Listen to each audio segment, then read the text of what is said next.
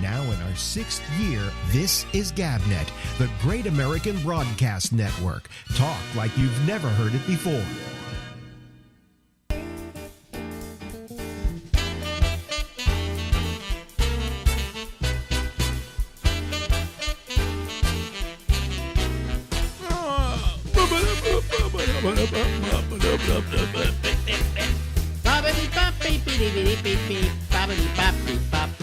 Hey everybody, it's Alex, it's the Ramble, and we go until midnight tonight. Yay!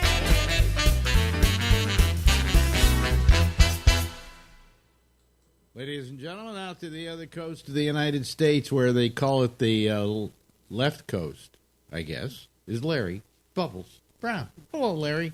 Hello, Alex. How you doing? Good, good. You sound chipper.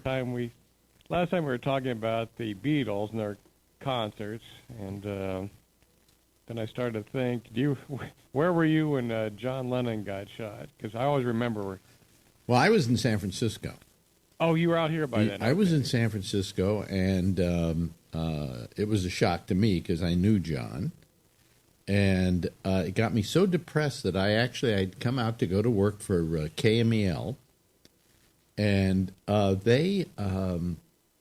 was so depressed by it that I know what it was. I had quit KMEL. I told them I'm homesick. I have to go back to New York. I just can't.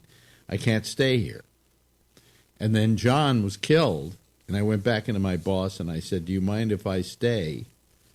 Because I don't want to go back to New York now. It just represents death. Life is short and then you die. And when you want to feel good about that fact, you go to Larry Bubbles Brown. He will always give you wisdom. Right, Larry? Speaking of death, I'm listening to radio before you called, and Larry King's doing some prostate commercial. Wait, hold on a second. For a week. He's been dead for a week. They were still running his prostate thing? They're still running his commercials, yeah. Usually when somebody dies, you take their ads off the air immediately. You know, you don't see... You would think. Well, I mean, you don't see, what's his name from Jeopardy, Alex Trebek, doing his insurance ads right now, do you? No. That's amazing. Yeah, poor taste at best. Poor taste, yeah. He died recently. Who is Alex Trebek? Anyway, I bet he used to get that joke a lot when they would they would go up to him and say, "Are you Alex Trebek?" And he'd go, "Probably, yes, I am, but that's only because you put it in the form of a question." You know. Talk about a long run. That's he might hold the record for game shows. Well, I don't know. Let me think about that. I think so. Well, you know what we do? Echo. What host had the longest running game show? According to an Alexa Answers contributor, Jeopardy host Alex Trebek. Okay. It was Alex Trebek. Jeez. See, isn't that amazing? Larry Bowles Brown, ladies and gentlemen, knows everything. No. No, Alex Trebek was, I remember seeing him doing Jeopardy in the mid-'70s. So yeah, mid-'70s, yeah. Before that, who was the host before that? I'm trying to remember now. Don't tell me it wasn't Merv invented Jeopardy, right? Merv invented Jeopardy, yeah. Actually, his wife invented Jeopardy. They were driving along one day, and he was trying to think of a game show to do, and she said, all these places ask you to give them an answer. Why don't we have a show where you have to ask a question? And so they came up with that format of that they give you the answer, you have to supply the question. That was it. And they were driving down the road when he came up with that one. So, he always used to love to tell that story too. No, it was who was the first? I used to know this. See, there goes my mind. Was it somebody well known or not? Well, wait a minute. Art Fleming. Art Fleming was the first Fleming. host of Jeopardy. Yeah. He was the host of Jeopardy for, maybe 10 years or something. Well, Echo, how long did Art Fleming host Jeopardy? Here's something I found on the web. According to Genius.com, the original host of the U.S. TV game show Jeopardy, Fleming hosted from 1964 to 1975. Okay, so we got 11 years there. Wow, you're 1960. Could you hear that? Yeah. Yeah, you're dripping with knowledge yourself. No, my Alexa is. So. Well, you said he'd been on before you knew that. Yeah, but I knew it was once I cleared my mind, I came up with the Art Fleming. 64. Yeah. 36. So that show's been on for 56 years. Well, no, because it was off for a while, and then it came back with Alex Trebek. You see, so it was off. I don't know how long it was off for.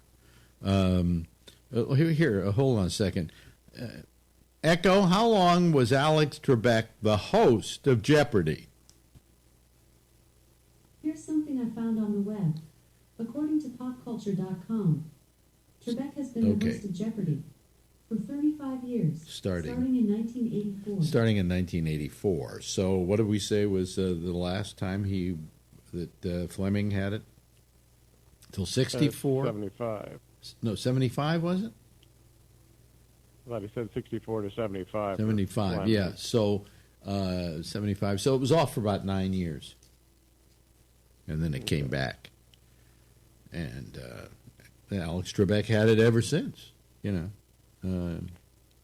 So Merv probably one of the wealthiest men in Hollywood. Merv Griffin? Yes. He was at one time. Then he died, and all his assets were, sold to other people, other companies, and so on. I think Sony now owns Jeopardy. And, he sold all those shows before he died to the Coca-Cola Company. And he sold those shows, and he made just a bundle out of it. And it was considered the richest guy in Hollywood, They always used to have, who was the richest guy in Hollywood? Okay, so who was the richest guy in Hollywood in the 1950s? Do you know? The 1950s? I'm talking about actors. I'm talking about actors now or performers. Yeah. Actors or performers? I was going to say John Wayne. But they used to think it was Bing Crosby. Okay. But Bing said, no, I'm just a piker compared to... Bob Hope? No, you'll never get this one. Fred McMurray. Somehow Fred McMurray, he invested in real estate in L.A. early. And was... Yeah, I heard he put all his money into California real estate. Very, very wealthy. Richer than Bing Crosby. Now, Bing Crosby... Boo. Does anybody in our audience remember Bing Crosby? Because they should. He was he was maybe the most popular performer in the world. All right. Really? Yeah. I just remember the name. I didn't know he was that big. Really? You're that young that you don't remember Bing Crosby? Well, wasn't he in the 40s? 40s, 50s, 60s. He kept going. You ever see the movie High Society? That was made, I think, in the 50s. But anyway, he invested in a lot of things. Remember Minute Maid orange juice? Mm-hmm. That was his. Okay, he owned that. Now, I'll give you one that you'll really go crazy over. So he's doing his radio show in L.A., and he hates doing the radio show because he to begin with, he always pre-recorded them. So how they would do a recording of a show in those days is they would do it on disc.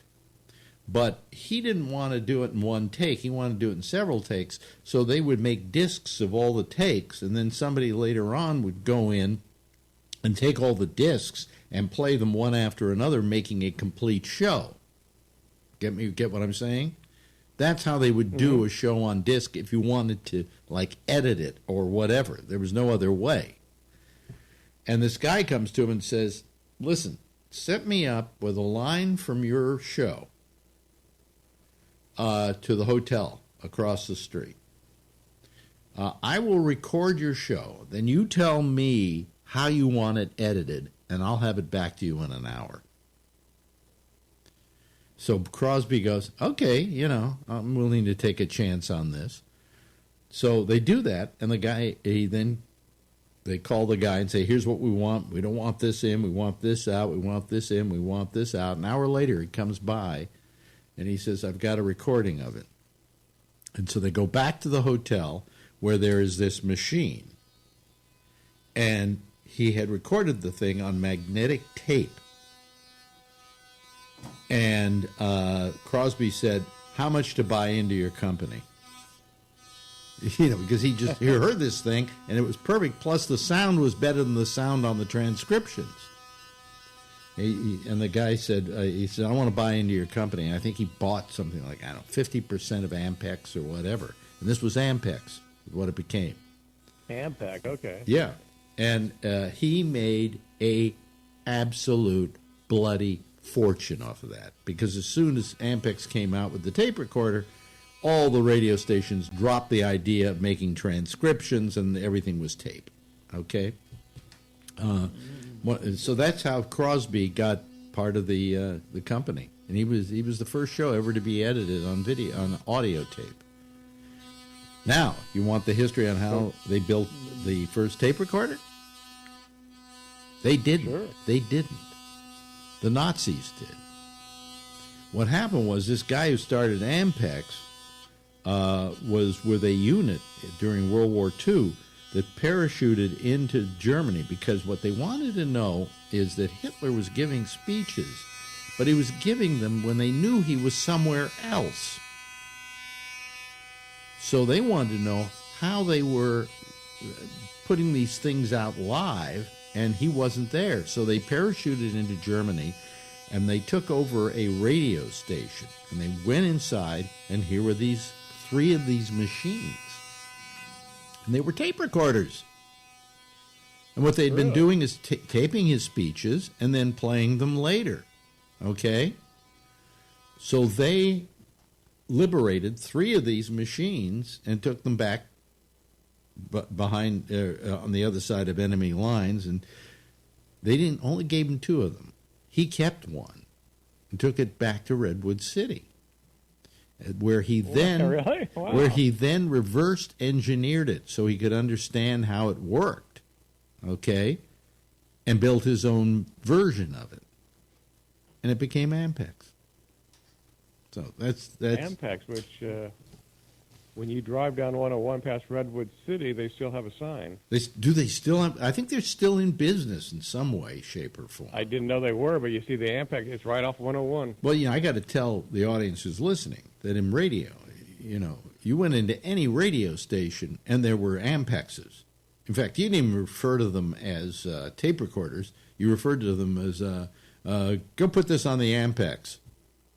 Ampex was just the word for tape recorder. And I think anybody who made them after that had to also pay royalties to Ampex. So it was a major company. And then they came up with the video tape recorder. So that was their next big invention.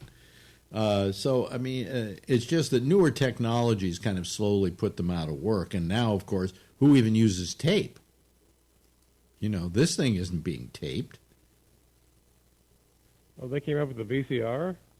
They came up with the video tape recorder, big giant machine that would record TV shows. They didn't come up with the small one that went into your home.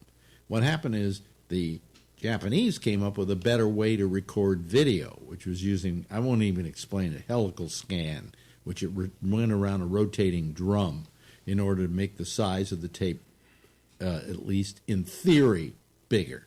I don't know if you can understand that.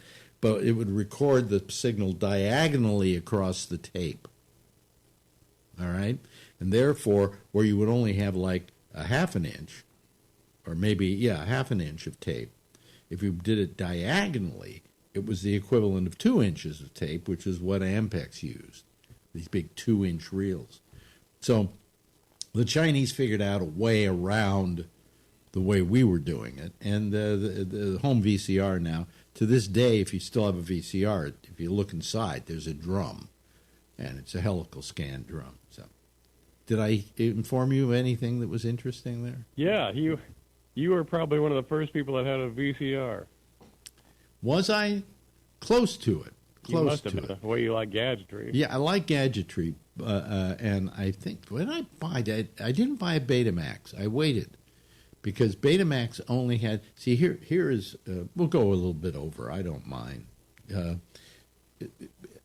reason why Betamax didn't catch on and VHS did, if you may remember, there were 2 competing I do remember flavors, that, is because you could only record 1 hour on a Betamax, which was a stupid move on their part because stuff that people wanted to record sometimes was longer than an hour.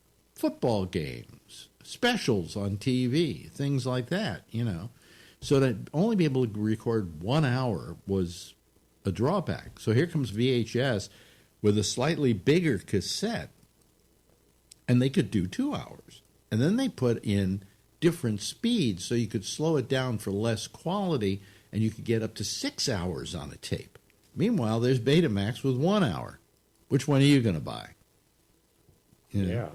So they had a trouble. So they then have their speed, and they got it up to 2 hours, and then they have their speed again, and they got it up to 4 hours. But it was always that VHS was always one step ahead of them. And then they tried putting thinner tape in there, so the tapes were longer. But Beta could never catch up to VHS for length of time of recording, and that's what people wanted, you know. So there, in a nutshell, is the history of videotape, ladies and gentlemen. I love that. That kind of saved the movie industry because a movie could lose money in the theaters, but they could still make it back with the videos. Oh, yeah. Yeah. No, that was definitely a godsend for movies. But in the very beginning, the movie companies didn't want to do it.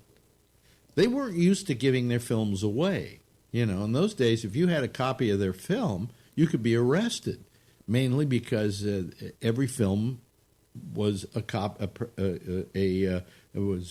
owned by the movie company, and you know, they didn't want to then start giving their films away or putting them in a form where they could be copied or whatever. And they were very reluctant at the very beginning. They came up with all kinds of ways to prevent you from doing that.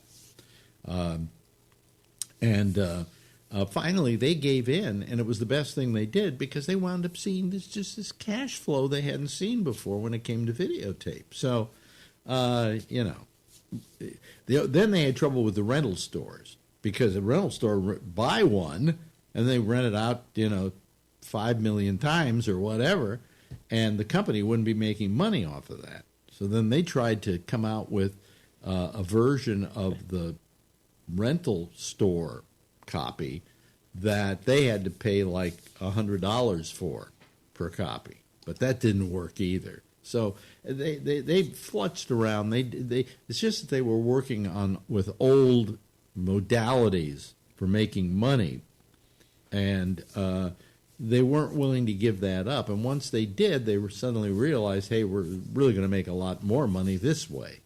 Okay, so history of videotape, history of video rentals. I remember video stores just popping up on every corner in the mid-'80s. Oh, yeah. All they had to do was go out and buy a copy of each videotape. But, see, the trouble was the movie companies weren't making money on those rentals. And that was what irked them greatly, especially in the beginning. Later on, because there were so many VCRs in the country, they knew they could just put it out. And if they found a nice, sweet price point for the tapes, like I think $14.95 or something like that, that they could then sell them. You know, there's a point at which people would rather own the film than rent it or even copy it from some friend. They want a nice, pristine copy, and you give it to them, and if you give it to them at a good price point, they'll buy it. But if you're trying to sell them for like $50, $60, nobody's going to buy. They're going to go steal them. So anyway, that's the history Hey, I hope everybody's I enjoyed knew you'd it. know that. That's what I love about talking with you, because you drag this stuff out of me.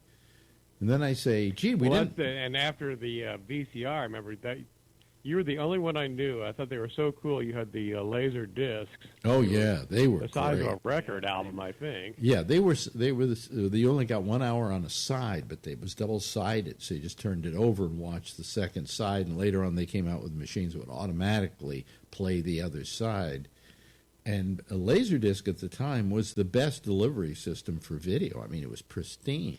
And then, so sharp. Yeah. then the DVD came out, and it was smaller, and it was all on one side, and Laserdisc was out the door when that happened. So, so another educational portion of our program, courtesy of Larry. You learned as well, Alex. Yeah, I say, here's Larry Bubbles Brown, and then I talk for 15 minutes. What is this about? You're supposed to do jokes and tap dance. But you're more interesting, so we'd rather hear you. Oh, thank you for the compliment, Larry. I appreciate it. Anyway, we better go. Gotta talk to some other people here. But Okay. we'll do this again in another week, okay? Larry. After the Super Bowl, yes. Way after the Super Bowl, when this runs. Larry Bubbles Brown, ladies and gentlemen.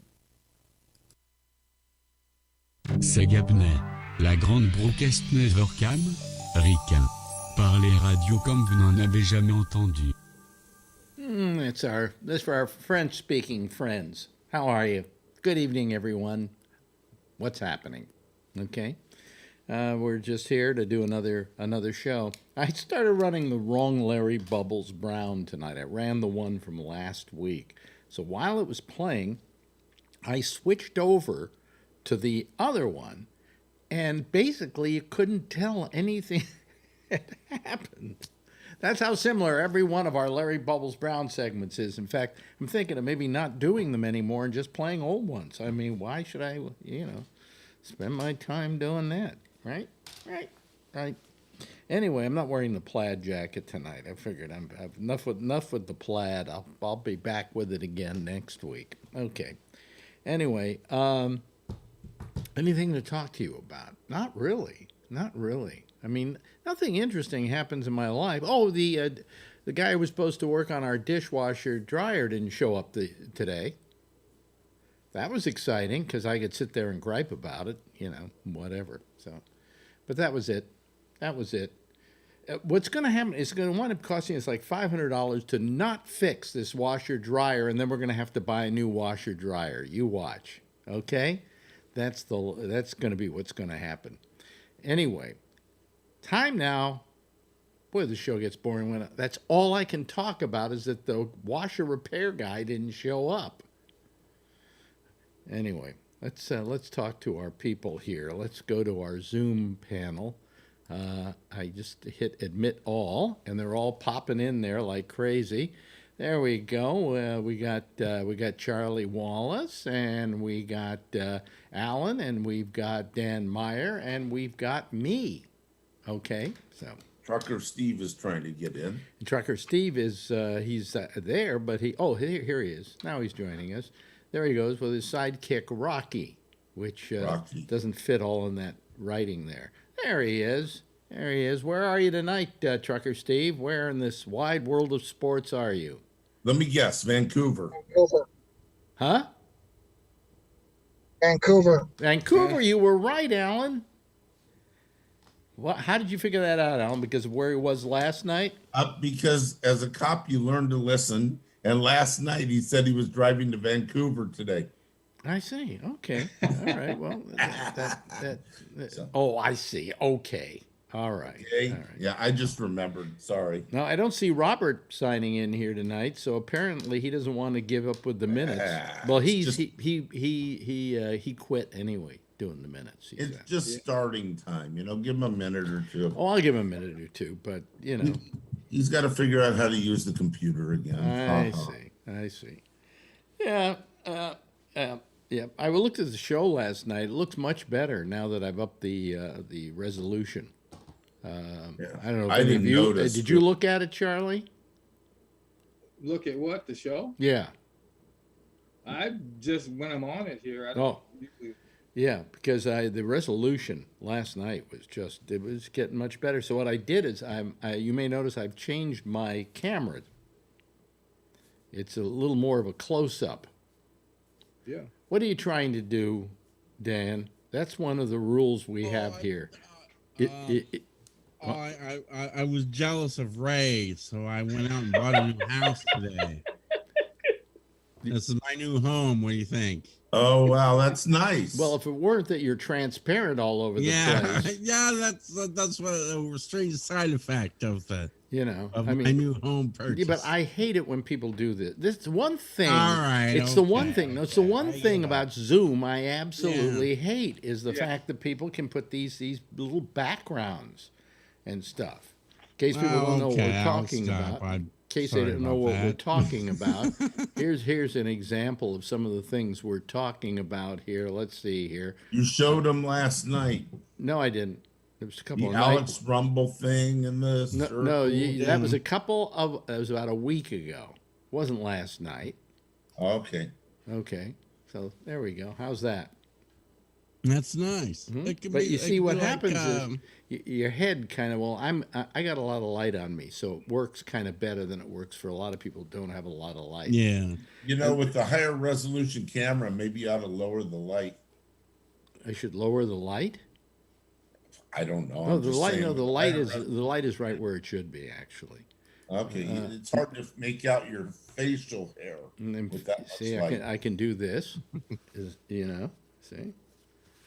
And if I want to be really egotistical about it, I can do this. Oh, okay. Alex, when you used to do your old TV show, you can put videos on there, so you could put those Russian dash cams. Yes, I could do the dash cam thing. I ordered a green screen. Oh, is that going to be annoying, right? Now, I ordered a green screen, not necessarily to use on this program. But just to use in general, and so I got a green screen. I'm getting a green screen, and I could do that. I could do the thing with the Russian. I used to take they had dash cams in Russia, right? Okay, and I put the dash cam on, and I would just I'd pretend like I was driving, and it because the dash cams are on the front dashboard, so I had all these things of people missing cows or crashing into other cars and things like that. And I might do that. I might one night do. Well, maybe you can educate me, Alex. What? Why is it a green screen? Why not a blue screen? Well, no, it is. When we were doing our show out of a studio when we first started this out, we used a blue screen. That was blue. But there's Jeff. You've got your audio up. Somebody's got YouTube on. You just kill the YouTube. Kill the YouTube, and you won't be able to. Just stop YouTube. There you go. See, if you just stop YouTube, that you're was fine. easy. Yeah. Anyway, so we used a blue screen there, and the reason the blue screen is old-fashioned, actually. Okay. Here's the reason why you don't use the blue screen. Let's say you come onto my show and I'm using a blue screen for my background, and you're sitting there wearing jeans. Yeah. What happens to your pants? In some cases, the bottom half of your body disappears. Okay. Okay? Because what happens, in case people don't know, is a blue screen or green screen, anything that isn't that color comes through, and everything that is that color doesn't come through. It becomes transparent. That explains what's going on then. What happened was, because so many people were showing up wearing jeans, although now I found I could wear jeans and still be okay. All right? Oh, we like your polka dot sleeping stuff that you wear. What? What do you don't you normally wear your nighty night stuff? You mean this stuff here? This wait a minute. Hold on a second. I can't see it right now. There you go. Yeah, there you go. Yeah. I couldn't show it to you easily because I've got a close-up on me now. Okay. Uh-huh. All right. Yeah. So anyway, so what happens is that people would show up wearing jeans and stuff. And today I find you could use jeans, and the chroma key is pretty good where it specifically goes for a certain chroma. All right. So I could wear jeans, but to save that became a big problem. Most people don't show up wearing green. You know, Okay. I mean, when's the last time you wore? Well, you're wearing green tonight, aren't you? Is that green? I That shirt see. is it green? Well, that wouldn't show. We would still I'm be. not wearing green. You'd be able to use a Charlie green is. green screen, and you wouldn't have a problem anyway. That's green. But I'd have a blue Sort of screen. looks bluish to me. I'd have a problem with blue screen with this shirt. You know. Yeah. Okay. Okay. That explains that. I don't know much about photography. Yeah, I mean, so- you could use for all it matters, you could use a red screen. But the trouble is that your face has reds in it, Yeah. and that could cause a problem. So the most common thing, the green didn't usually conflict with most people of what people were wearing, okay? Okay. Yes, John. Remember that time when Melania wore a green dress, Yep. and then everybody did the memes with Did the, shit on her? yeah. Yeah. They put videos on her dress and shit. It was pretty cool. Yeah, you could make her look naked. You could do a lot of things. Angel Mendez.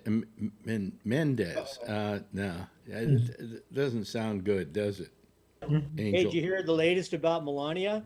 Wait a minute. Hold on a second. Angel Mendez. Does that sound spooky? I'm Sounds like someone that tried to get on before. Huh? Sounds we like could- somebody that tried to get on might before. be a naked guy or something. What we could do Yeah. is we could put them on, put them on Stripper for a guy. second. If they don't say hello immediately, I get rid of them. Not Ryan. Okay, hold on a second here, folks. All right. Angel's not coming on. It just says joining. Angel?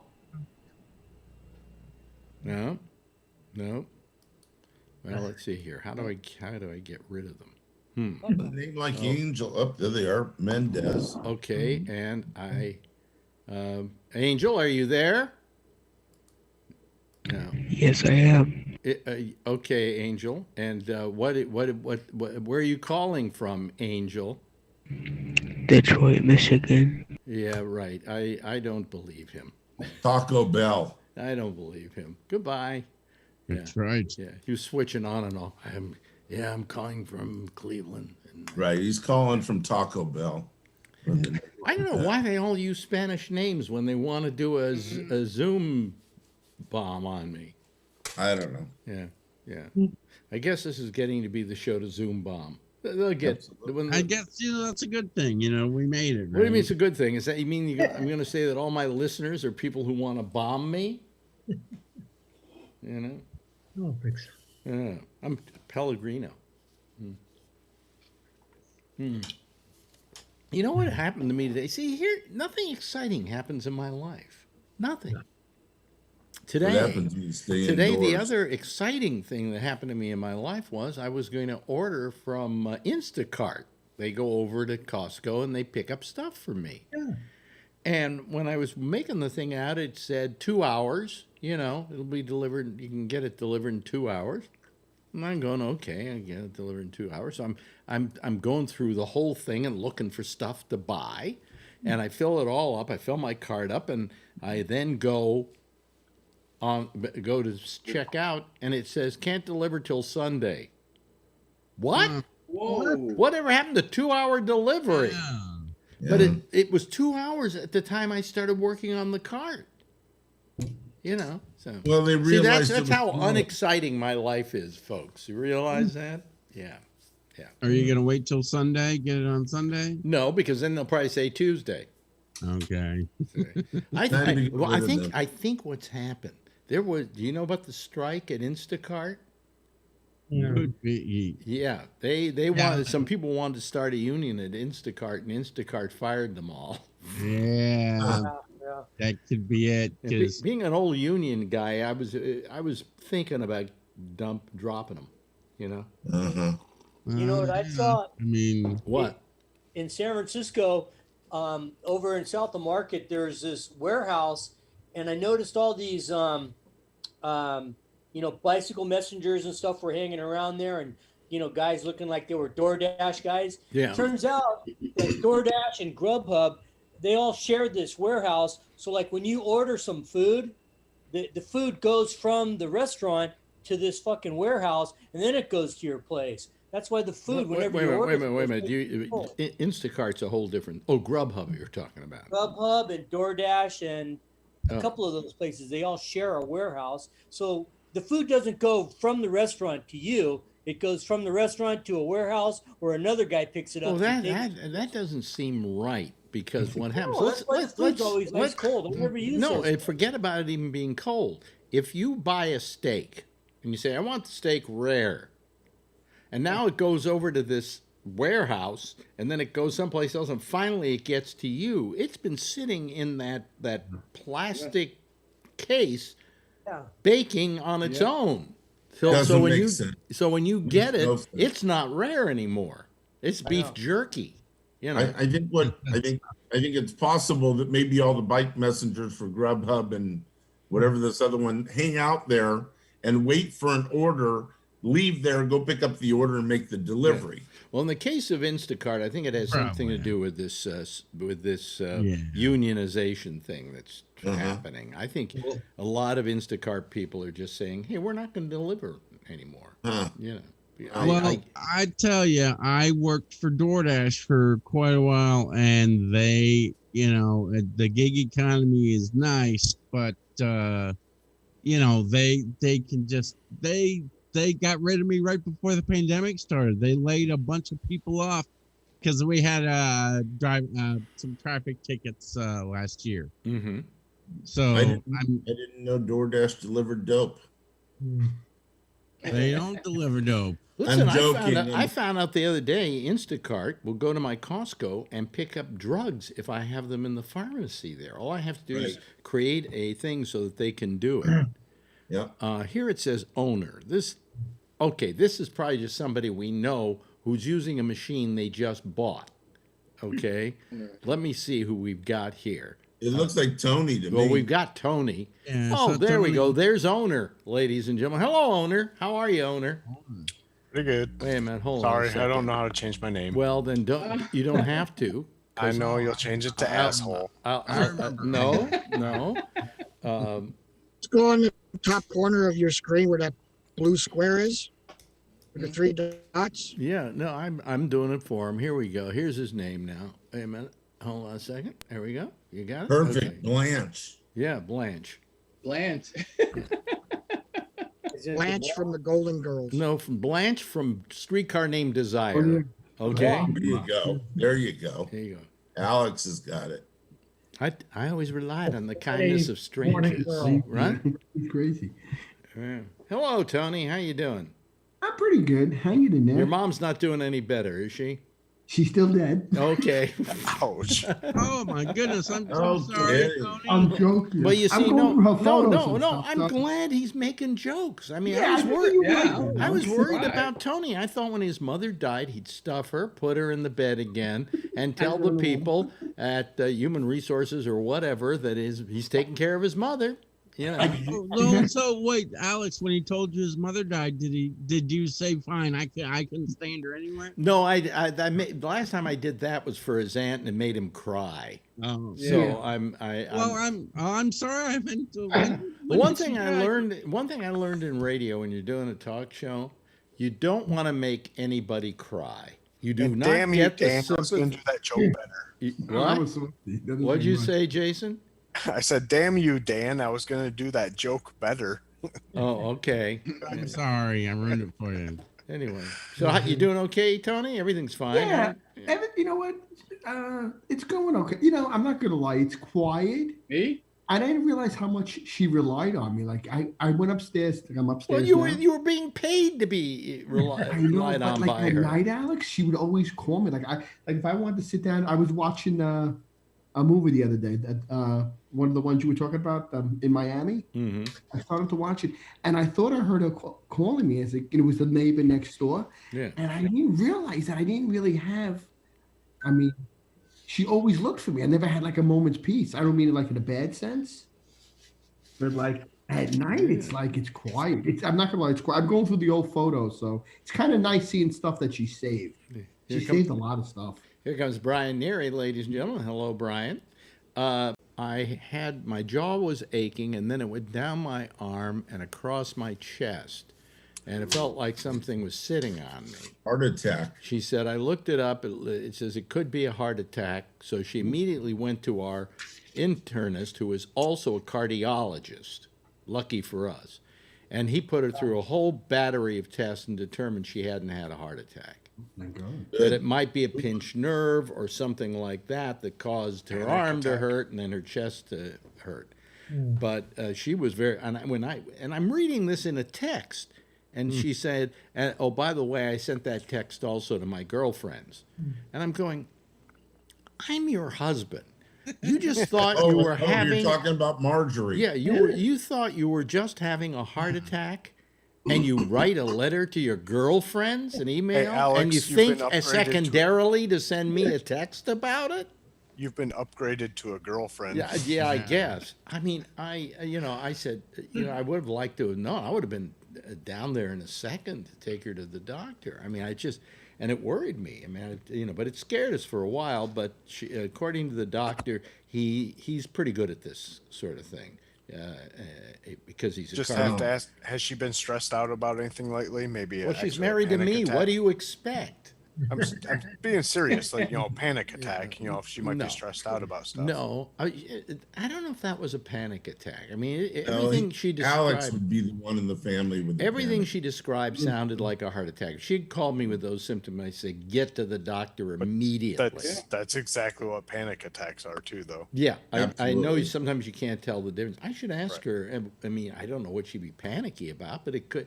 Well, then she came home and she got the arm hurting again and the pain across the chest, but then it's gone away with a lot of rest. Could be anxiety. Could be anxiety. I give her a banana. Yeah, a banana. Potassium. Yeah. She's married to you. I mean, yeah. What's she going through? Yeah. What kind of stress could she be going through? Oh, I think she was worried, Alex, that if she had to go to the doctor and take you with, that you would take your digital thermometer. Yeah, but she, but anyway, she's okay. I think it worried me, and all these things go through my head. I had one very selfish thing that went through my head. I said, well, something, the worst thing about her having a heart condition would be that would be her excuse to make me always take out the garbage. Is that selfish? That should be your job. She'd go, oh, I can't take the garbage out. My heart. Get that kind of thing. This is all just building up to that. Yeah. Fuck your prostate. I have a bad heart. Well, no, right. I'll tell you what. I'll tell you what. One of the things that bothers me the most about women is that if you do something bad, and all you guys know this, if you have wives or you have girlfriends, you do something bad. Wives, girlfriends, women never, ever forget it. They never forget it. They're like elephants. Turtle. They just never forget it. Okay. And so they use that. They put that in what I call 15 years later. Yeah, there's this bank of stuff that they can pull out of when you're having a fight or when they want something out of you, like, no, I can't take out the garbage. Remember the time I took out the garbage and you didn't say you would do it for me? Well, yeah, dear. Royal flush. Royal flush, yeah. I'm not doing that anymore. We got about people. Do I even have it here? I don't know if I have it here. Somewhere. I should have it, but I don't. So I got some good news. What? Our company got bumped up to phase 1A. What do you mean? So what do you mean eligible for vaccination shots? What do you mean? Yay! What do you mean phase 1A? Oh, so that's just their phase. Yeah, so we're essential workers and we make medical devices that are helping the COVID situation. So yeah, you get your shot. Yeah. You So join what? the rest of the So what is this? Is this a royal flush? Mine. Did you say somebody say it was a royal flush? Yeah, there's 12. Okay, would that be a royal flush then? So I imagine so. Okay, let me see here. Can I do it? more room on my screen. There we go. It's a royal flush, ladies and gentlemen. If we get one more, it'll be a jackpot. Hello, cards on my screen.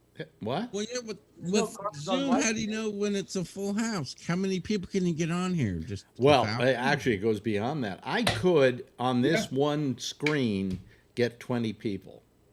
Wow. Oh, cool. Yeah, but there's no cards on my screen. That was my thought. Thanks, John. What do you mean? Oh, no, there aren't any cards on your screen. You know why? You have to look. Because I have to do it on my thing that sends it out. It's on YouTube. To my switcher. I do it on. So it's on YouTube. See the card? See right there? Right above the Gabnet, there's a royal flush. There you go. So while you were talking about women and how they remember things, Pam walked right by and gave us the finger. Did she really? The number one or another finger? This one. No, that means you have 1 minute left. You know. I guess I'm dead. At least you didn't say anything. At least you were quiet. That's good. That's right. So do I seem a little more personable to you tonight since I'm doing a close-up on me as opposed to the wide angle? You're so handsome. It doesn't matter, does it? Really? No. The pictures are really good.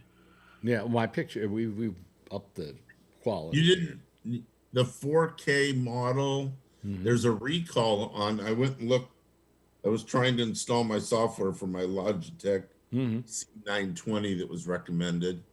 But the Bayo, or whatever, there's a big recall on it. And so if you've owned it, I think less than 2 years ago, there's a part of the circuit board that it is prone to fail. This is 3 years old and hasn't broken yet. Oh, is that, do you have the Why is it? You're always the bearer of good news. It's like, oh, you got one of those? You know, they've been recalled. You can tell he's a friend of Phil. You got one of those? Well, I had a friend. He burned his finger on it.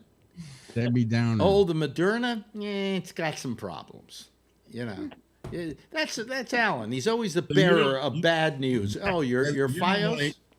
Yeah. In fact, I have 2 of these, and neither one of them has broken up. Or watch what you're doing. He'll tell on you. Maybe, well, if yours are 3 years old, then they wouldn't be in this recall. It's only the past 2 years. Yeah. I think it's about 3 years. I don't know how old it is. But you do look better, though. I like the close-up better. Oh, really? Oh, okay. Yeah, really. It's more personable, I think. Yes, I like it. See?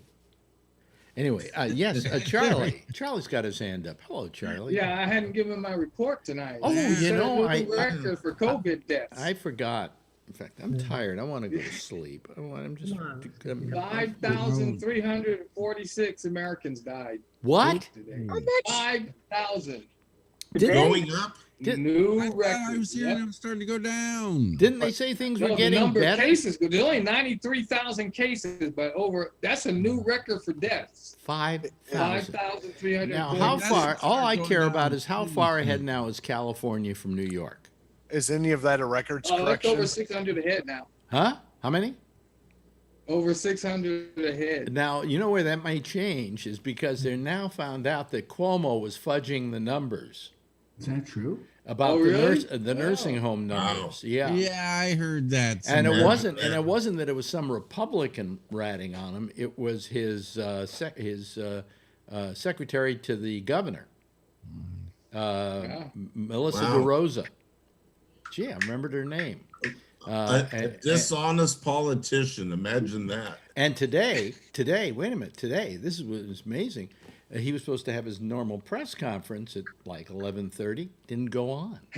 I think he wants. He's now trying to avoid people. They said that they didn't give the correct numbers on it because they didn't want the Trump administration to exploit it. Yeah, I understand. Well, but that falls right into the right wing. Makes it just as bad. Yeah.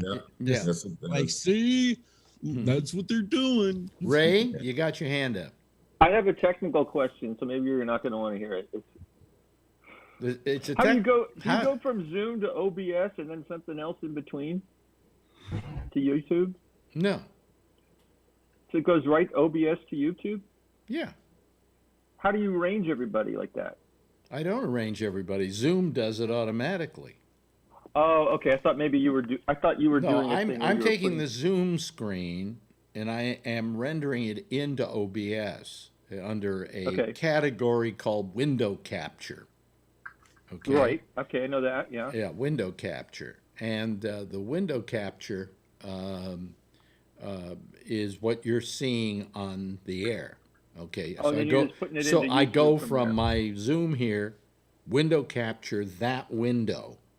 Okay. Yep. Put it into OBS, and from OBS, which is the software, folks, that does all the nice little things about, switching, and like if I want to go to me, I can go to me by just doing that. See, and that's all being done in OBS. Okay. All right. Okay. And then back to them. So that's an example of what OBS does. Are we gonna start talking about the RAV6 or whatever next? What? What? What? I just woke up. What was that? We start talking about the RAV6 or Well, RAV4 somebody or whatever. he asked me about how I get it there. Raids, I'm just being a smart ass. raids, and I'm how much sorry, up I and just how much wanted- down you have. What? Say how much down, how much up you have with the raids and all that stuff. Yeah. Yeah. Yeah. No. I won't do that. Well, I know just wanted to do something like this. And I was wondering. you and Phil would go on and on about photography lenses or something. No, I wouldn't do that. He would get into that. I wouldn't even touch that with a 10-foot pole because I know about that stuff. But I think that if you really want to lose an audience, you think that question that Ray asked me will really lose an audience. If you really want to lose an audience, start talking about f-stops. In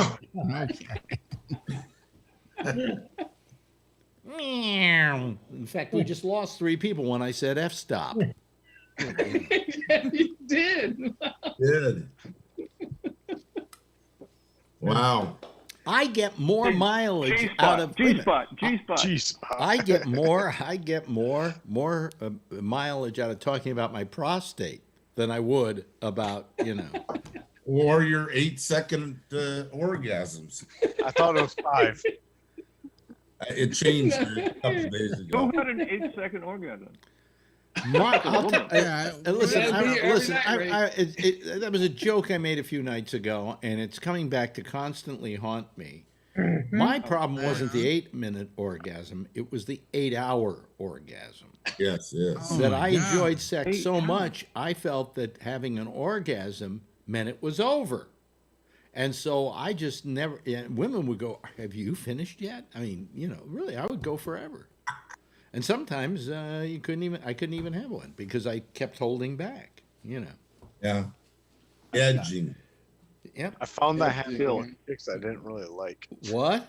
What'd you say, Jason? I found that happened with chicks that I didn't really like. Oh, I see. Okay. Yeah, maybe I wanted to fuck them, but I didn't really like them. And yeah. If I liked them, then it was the 5 seconds. Oh, I see. Yeah, me too. Yeah. Like, I don't want to wait. I want to fucking do it now. Well, no, but the idea is Men are dogs no, about that. to me, orgasm meant it was all over, and I enjoyed the process so much that I didn't want to have an orgasm. Not until I wanted to have the orgasm. Right. Once we started smelling fire burning because it was like putting 2 matchsticks together, I figured it was time to stop. Or rubber burning. Yeah. There's Kevin tonight. He is in his office. He was here earlier. What? Of course I know he was here earlier. I'm simply pointing him out so we can maybe hear something from him. By the way, How do you please think they don't get did your today? weather. How do you think Trump's lawyers did today? Oh, well, that's a good question. If I hear the word fight one more time, 10 minutes of that shit. Somebody has Fight like hell. Somebody Fight has like to hell. tell them that the word fight can be used in a non-aggressive Violent. manner. Yeah. I'm fighting for the woman I love. Does that mean I'm going to go beat up the other guy? Yep. I'm fighting for my right to party. Fight for your It was. I don't know. Those guys were. Did you hear that the lawyer is a injury attorney? Yeah. Yeah. I mean, where did he find that guy? He's an ambulance chaser. What do you expect Trump He's an to ambulance use? chaser. I'm waiting for Better Call Saul to get on there. Yeah, yeah. Attorneys Saul, there are ridiculous. Saul Goodman. I don't know what they're doing, but still, I still don't know how that vote's going to come out. It's still. I still think you they're guys all hear gonna- about the phone call, listen. the transcript? Yeah, the phone call too. But hold Like, on. do you That's think not gonna that'll change actually anything. make a difference in people's opinion or no? What? I don't think so. Yeah, it will make a difference with those Republican senators, but it'll make a difference to the people that matter, which is the American public. Yeah. You know? But Plus, it's still, gonna be prosecuted. Trump is going to have these bragging rights. Well, I didn't get convicted. They keep using twice. Am I wrong here, or are they using the word impeachment all wrong? That he's already been impeached. Yes, Okay. he's impeached. Which impeachment is a conviction. Okay. Not a conviction, and excuse me, it's like a grand jury puts out an indictment. Then that indictment is handed to the Senate, who votes on it. And when they find him guilty, they don't find him guilty of impeachment, and he hasn't been impeached. He's been found guilty of whatever he's been accused of. Yeah, the accusation is And the lawyers are treated like disqualified. If they find lawyers him are treated guilty, like a court of law, and it's not a removed court of and law, it's a disqualified. constitutional court. Wait a minute. John was saying something. John? if they find him guilty, he's called removed, and then they can disqualify him. But since he's already out, you can't really remove him because he's already out. But that doesn't matter. They can still put a judgment. It's like it's not a court of law. It's a political. Right. It's not to get revenge against him. It's to protect the fucking system of government. That's what it is. The whole Okay. Wait a minute. Alan has his hand up, so I got to give it to Alan first. Yes, Alan. So he has been impeached by the House. Yes. And what the Senate does, thank you twice. What the Senate does is it's like the grand jury. Yeah, the House is the grand jury. The House is like the grand jury. No, the House is like the grand jury. The indictment. Yeah. And that's where I hate this argument about you can't impeach him after he's. But he has been impeached already. He was impeached. Hold on a second. When he was in office. Now the trial is happening now. He has been impeached. He is now in the trial of his impeachment. Right. Yes. Of his indictment is going on in the Senate. Yes, Charlie. The problem is they're not really doing it like a trial because you've got senators meeting with the president and with his lawyers. What would happen if the jury was meeting with the lawyers in a real case? I mean, the lawyers would be thrown in jail. We have an interesting situation here in which they're not only meeting with the lawyers in the case, and they're not only the jurors in the case, but they're also the witnesses to the act. This is not a judicial process. This is a political process. Yes. It's political theater is what it is. It's something we don't take lightly. We've only done it 4 times in history, and twice to the same guy. Before this it was Clinton, and before that it was Johnson. Andrew Johnson. Johnson. There was another one too. 1800s. No. I'd be thinking Nixon. President. Nixon was going to be Nixon impeached. 1800s. No, there was never another one. Andrew Johnson. Nixon said, "I'm retiring." There was a what? What do you mean you're retiring? From what? Nixon said that. Oh, yeah. Right. He just resigned. He just got out. I quit. But then he was pardoned. Do you want to still keep up that process of you did all this bullshit and then we'll just pardon you and let you go? No, it's about time we fucking hold our leaders, hold them responsible to what they fucking did. Yeah, well, but what you're dealing with here is, for instance, I don't know how any of these Republicans can say Trump is not guilty of anything. I mean, come on, he stirred up, especially when he was sicking his people on them. You were the target. How can you sit there and say I'm going to forgive you when you were trying to attack me? I just find it, incredulous that the Republicans are acting this way. They're just acting purely on party lines, and they're not doing it on the facts. I mean, I think, and it's not because I'm anti-Trump and pro,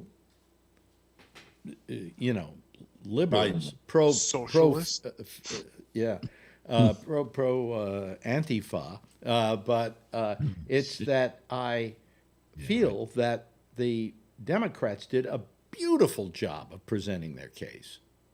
I mean, they gave them immutable evidence that they can't turn their backs on. And this excuse today they were using about, look at what went on in Portland, Seattle. Well, who cares what went on in Seattle? It wasn't the same thing. That wasn't one branch of government attacking another branch of government. That was a Black Lives Matter situation in that's which just people were fighting for their rights. If you excuse me for using the word fight. They were aggressively asking for their rights. Yeah, anybody who makes an equivalency of those two, that's just saying I'm a big racist asshole. Well, I mean, but that's what they were doing. Yeah. It was a peaceful protest until the Trump's brown shirts showed up.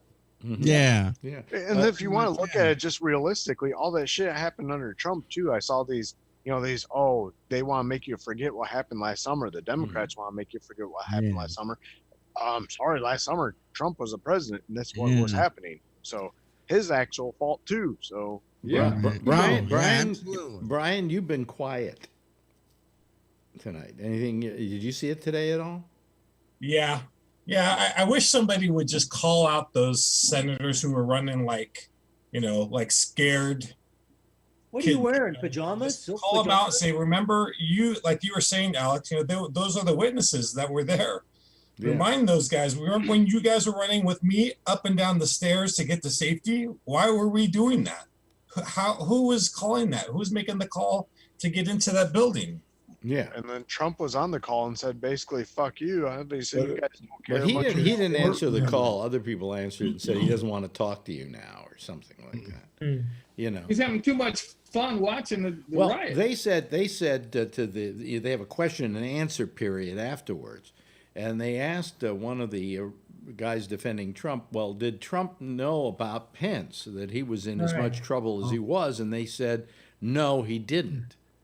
And the fact of the matter was that he was on the phone to somebody. Tuberville. He was on the phone to Tommy Tuberville from Alabama, who said Pence is in the basement. Yeah, they just evacuated him. Nuclear football. Yeah. Right? So I mean, they had the nuclear football. Yeah. Wonder why the nuclear football wasn't with Trump. There's two of them. It was. There are two of them. Yeah, one goes with Trump, one goes with the vice president. Really? Okay. Yeah. No, that's the other guy that goes into the secret room. Yeah. Well, anyway, it's a backup. I just thought that maybe Trump gave up on it. No, it's a backup. No, fuck with it. It doesn't matter. It has to go through several people. I mean, even if he has a football, it still has to go through several people. And also Trump said, what good is it? You can't throw it. Kevin's right. What? What he just said about the baseball, the basketball, the football, whatever. The nuclear device, the soccer ball. There's only one of them at a time. I mean, it would be ridiculous to have two of them, because then you would. Yeah, isn't that? I mean, the general's got to agree to do it too. Right. That I agree with you. No general's going to agree to some nutcase telling him to pull the trigger. Yeah, well, look at who was attacking the Capitol. There's plenty of nutcases in the military. Ray has his hand up. Ray? The nuclear football, yeah, it does have to go through a couple of approvals, but it can happen very fast because we have to be able to strike before the missiles get here. So, but isn't somebody this... like Trump is saying pull the trigger, and he's got the code, and there's other people out there that got their brains together and saying, no, I'm not going to do it like a general. It ain't going to happen. I think it's just like one general has to stop it. I think it goes, that's all it takes. Yeah. But isn't this a throwback? Isn't this a throwback to some other era with the guy, somebody has to follow the president around with the nuclear football. That with all the communications we have now and everything, do you really need a nuclear football? I mean, can't he just get on his cell phone and press a button? No. No, you don't want him to do that. No. How big is has anybody seen it, the nuclear football? Because I know somebody was saying when they were showing the footage, there's the guy with the nuclear football. Is it just a code? It's not an actual device? It's not a device. I thought it was a briefcase. What is a good device? What I understand. It's like a briefcase or something. Yeah. And like on every drama on TV, it counts down from 30. Do you ever notice on television, whenever there's a bomb about to go off, it starts at 30? If I were a bad guy and I wanted to blow up someplace, I would start the countdown at 5. Okay? Why am I doing 30? So the good guy can like fiddle with it and figure out which wire you have to pull out? What is that? What is that? What is that, Brian? The nuclear football. Oh, really? Like a bag, yeah. Yeah. Like a briefcase. There's a little communication device in there. Suppose you drop it and accidentally triggers it. Yeah. Yeah. Well, a stylish bag. It is. It's Louis Vuitton. No, Louis Vuitton. Yeah. Hermes. I need to wear a green shirt. You get answered a lot quicker. What's that? What's that? I had my hand up for a minute. Charlie. Oh, that's Sterling Hayden. That's Sterling Hayden in Dr. Strangelove, and I can tell you something about Sterling Hayden. General Ripper. Yeah, but he was also, what else did he play that you know of?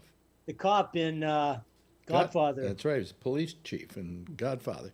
Yeah. He was the first major personality that I ever interviewed. Right? Really? He had kidnapped his son and taken him to Tahiti on a boat called the Wanderer that he owned. And when he came back, they arrested him because he had custody problems with the wife and so on. Uh-huh. And he wasn't living in an office in Tiburon, in an old lumberyard office. And I called him up and said, "Can I come down and interview you?" And he said, "Yeah." And I interviewed him. I mean, I don't have a copy of the interview now. And I imagine if I did, I would be absolutely embarrassed to play it because, as a kid, I didn't know what I was doing. But he was the first major personality that I ever interviewed. So. Wow. Cool. And he didn't kill himself afterwards? What's up with that? No. Was this before The Godfather or? Oh, yeah. Yeah. Oh, yeah. Fact, this is when Alex was a kid. I'm trying to remember if this was before Dr. Strangelove. When was Dr. Strangelove? Anybody know? Anybody look it up? 71? 70? No, I was in the 60s. 68? Yeah. No, it was 1960. Had to be. 68, no? Well, this was. Black and white. I think I did this in the 50s. I think. Really? I seem to remember. Yeah, I was working at KTIM in San Rafael. That was before I went into the military. And this was right after I got out of high school. So I'd say it was about 58, 59. Wow. And then the second person that I ever interviewed who was famous was Marlon Brando. Wow. He was out protesting the execution of Carol Chessman. It was the red light bandit who was being executed at San Quentin. And he was out protesting it, and he walked by me, and I said, "Mr. Brando, do you mind if I talk to you?" And he said, "Yes." And that's my interview with Marlon Brando. Exactly 1 second, I think. So. You need to wrap your microphone cord around his feet. Well, I learned that trick later on. I used to do a show. You're going to love this one. I don't think I've ever talked about this. I used to do a show called The Man on the Street. They used to have a show we had at KTIM in San Rafael, 12:15 every afternoon, The Marin Man on the Street. And the owner of the radio station, Hugh Turner, would go down to the corner in front of the Rexall drugstore, and that's where we had the unit that he used to to send it back to the station, and he would stand out in the street and interview people. He would get a lot of people who just, can we talk to you here on KTIM? This show had more people saying no than any show in the history of radio, okay? But he learned a little trick he taught me about trying to tangle up the cord in people's feet so they would stop. But he had me go down and do that show for a couple of times, and it was 15 minutes of hell, especially if you're new in the business. I can ad lib for 15 minutes now, but in those days, I was lucky if I could get out a coherent sentence in 15 minutes. And he would send me down there, I guess, as some kind of punishment to do the man on the street, you know. So that sounds like Mal Sharp. Yeah, those were the days. I got to tell you, I grew up at a time when radio was really fun, you know, to do. And I wasn't invented. It was fun to listen to. No, but then I would go back to the station and I would be the announcer for the Portuguese show that they did every day with Agnel Clementino, and I would introduce it in Portuguese that was written out for me phonetically.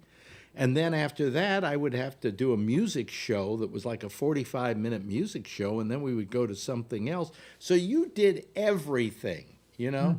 And how old were you? I was 18 at the time, 17, 18. Yeah. And I mean, I learned the business.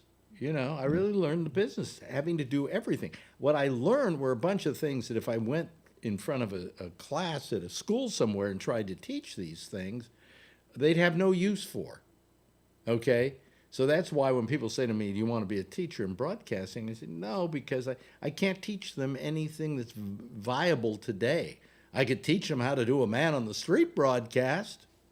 You know, I could teach them how to do the Portuguese voice of Marin. I could do that. Oh, that's not going to go over. You know, but I could also teach them how to interview. Strangelove was 1964. When was it? Dr. Strangelove was what? 1964. 1964. Yeah, so this was prior to Dr. Strangelove, and it was prior to Godfather. Yeah. Yeah. Yeah. And first Godfather was 1972. 72 was it? Yeah. 74, then 1990. Yep. Yeah. Yeah. Hey, New York had a man on the street. Wait a minute. Jason wants to say something here. No, I was just going to say, because you guys are saying Godfather. I tried watching it. I've never seen it.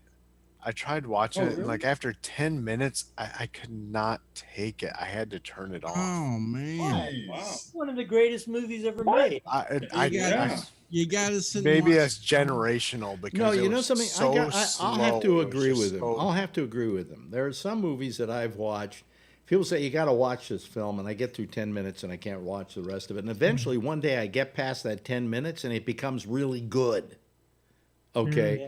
So I understand where he's coming from. Time will come. It's very slow in the beginning. You know, it doesn't grab you, but as it goes on. But then there was another one like where they were making like their tomato sauce in a prison cell. I'm like, well, that's good for them. I'm No, just they sorry. weren't no, wait a minute. They weren't making tomato sauce in a prison cell. They were making it in a mattress place where they had mattresses, where they went to the mattresses because they were having a war against some other mafia group or whatever. They were in prison and they were. No, they weren't in prison. That was Godfather. That was the Goodfellas. No, no. In Godfather, in Godfather, he says, "Come over here to Pacino. Yeah, I'm going to teach you how to make spaghetti and meatballs. First, you throw in the thing, then you throw in the meatballs and the blah blah blah." Right? Am I right, Jason? Yes. That's the scene you're talking about, Clemenza. wasn't it? What, Clemenza? That wasn't in a prison. Yeah. Yes, No, that Dan. was in the kitchen. Yeah, stop fooling around with the pasta. By the way, we lost 4 listeners talking about The Godfather. Yeah, what? What? Oh, I'm sorry. I hope we don't lose any more. Has anybody seen that new version of the Godfather 3 that Francis Ford Coppola did, the Coda thing? I was suckered into that, yes. Yeah. Because I'm sitting there going, well, how's he changed it? Yeah. Me and my wife just started watching The Sopranos. And the ending of the old version was better than the ending of this version. Yeah, I agree. Where they go to a shot of him sitting in a chair in Italy or something, and then it goes to black. Well, Right. in the It was original actually movie, Lake he Tahoe. actually keels over and falls to the ground, Yeah, that's dead. Michael Corleone. And the dog decided- comes over and starts licking his face. Yeah. I thought that was brilliant because that calls back to Brando dying in The Godfather, where he keels over and the kid comes over and is like, playing with him, thinking that Spraying he's alive. pesticide on them. Yeah, spraying pesticide on him. Right. There's a new version of The Godfather out? Pesticide. No, there's a new version of the third picture. Coppola re-edited. sorry, I that was think an awful movie. I think he was looking awful for already. something to do in quarantine. And Sophia he's like, Coppola ruined it. No, Sofia Coppola, I don't think ruined it. I think you're really wrong with that. I think that she. Well, I think she served the exact purpose she was meant to serve, and that is to play a really innocent kid, whose father's doing horrible things with his life, but she is just naive to everything, and I think playing the naive kid, she was perfect at it. Who's this? It was originally going to be Winona Ryder was originally going to play. Right.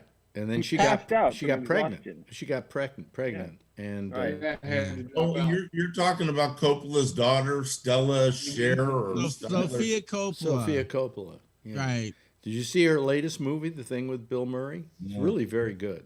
Very good. What's it on? Is it Bill streaming? Murray got lost in It's translation. on what's it on? I think it's maybe on Apple TV, but I may be wrong. What's the name of it? I can't remember Yeah. now. That's how good it was. Wow. I'll tell you what's a great movie if you get a chance to see it is One Night in Miami. Is it? Oh, Like I've been kind I've of seeing heard the about previews that. of it, and I was a Yeah. little. Did you see? What was it The Black Prophet? That looks No, pretty good. that just came out today. Yeah, today. Oh, I've seen the watched previews that of that. today. Actually looks pretty good. Yeah, but I watched that today. But One Night in Miami, It was good. There is a story. It's true, where Muhammad Ali was fighting in Miami against was it Joe Frazier, if I'm not mistaken, and he won the championship that night. Well, there that night with him was Malcolm X, okay, because the next day he came out as a Muslim, but it was Malcolm X and a friend of his that he had named Sam Cooke was there. He was a singer, Yeah. And Jim Brown, the football player.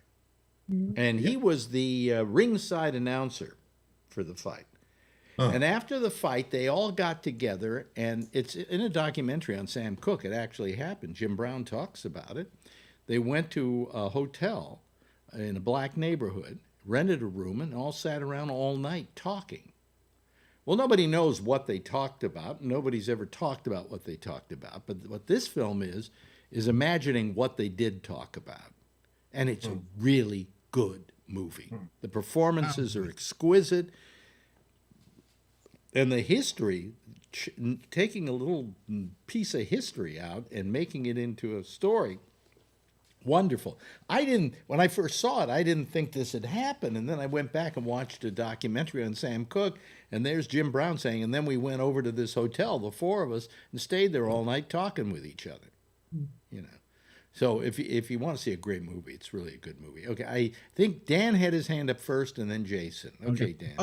Yeah, well, I might have forgotten what I was going to say before, but who here's seen Ma Rainey's Black Bottom? That's a really It's good okay. I thought that was good. It's okay. It's okay. I think it's not great, but it's okay. I liked it. It wasn't. But man, for Chadwick Boseman's final role, man. Yeah, he's amazing. I mean, he killed it, didn't he?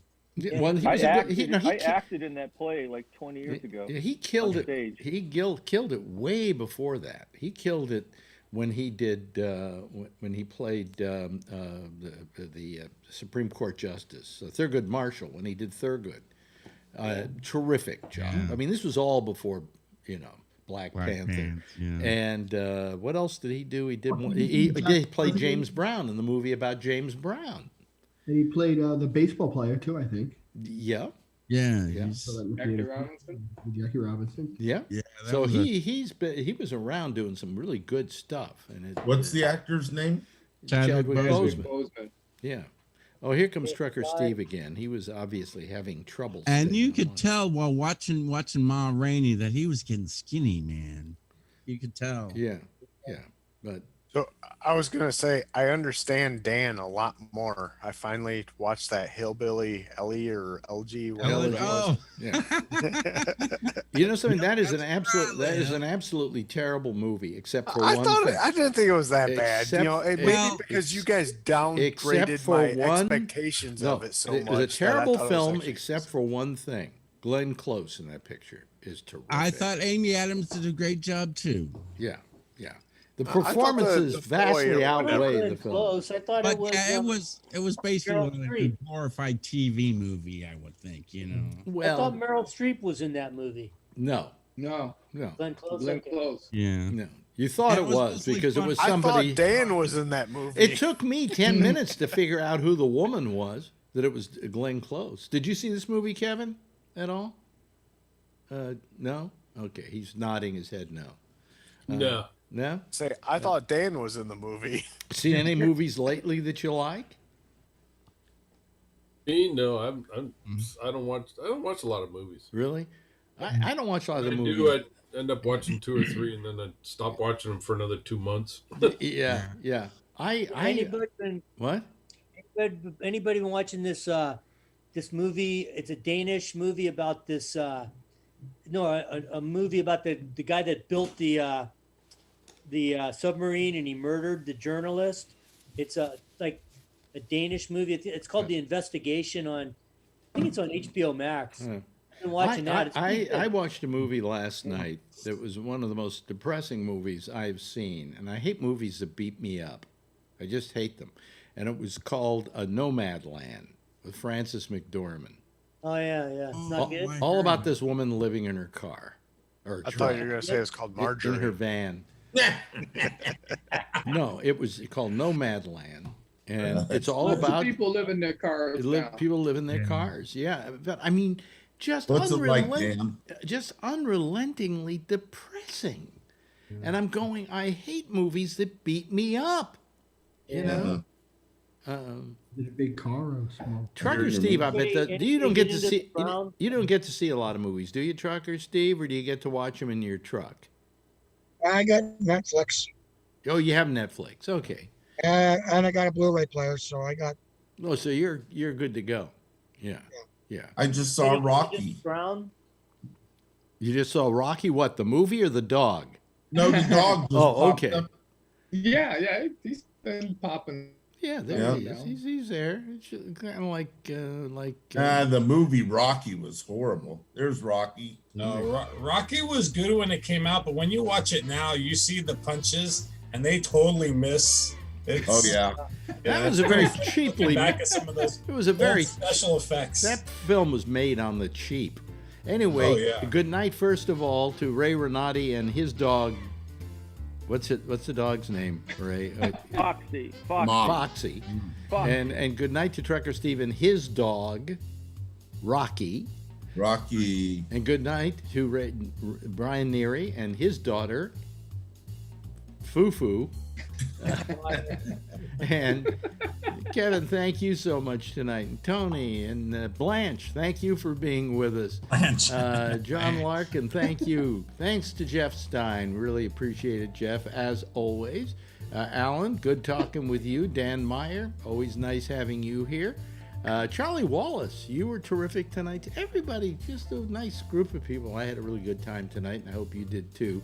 Give everybody a big wave goodbye, and I'll give you a big wave goodbye back. There they go, ladies and gentlemen. That's our citizen panel for tonight. That's our citizen panel for the week. We'll be back again with a new citizen panel Monday at 4 o'clock in the afternoon with the pop-up show, and then be back here at 10:30 next Tuesday night, same time, 10:30, same station in life. And in the meantime, as always, if you see her, tell her I love her, and please be safe out there. Wear a mask. Good night, everybody. See you later.